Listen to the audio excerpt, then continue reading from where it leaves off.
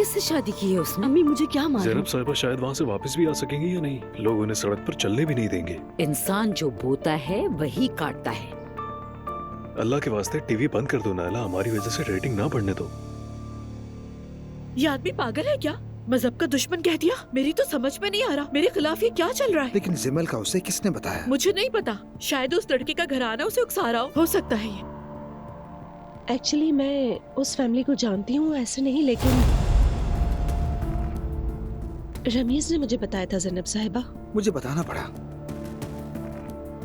मुझे मालूम है ये मौजू आपके लिए हसास है, आप फिक्र मत कीजिए, मैं किसी को नहीं बताऊंगी इस बारे में। अब बात करने से क्या होगा नूर, सारा शहर तो सुन चुका है। अब तुम क्या करोगी?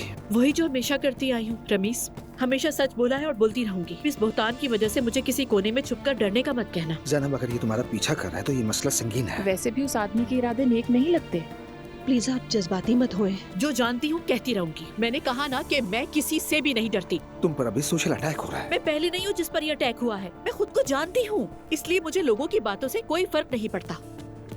खुदा न खास्ता अगर वो किसी हरकत पर उतर आए तो। मैं ये नहीं कह रहा कि मुमकिन नहीं, मैं तुम्हारे लिए सिक्योरिटी गार्ड का बंदोबस्त करता हूँ। अरे तुम लोग तो कितने संजीदा हो गए हो, यही कमी बाकी रह गई है क्या?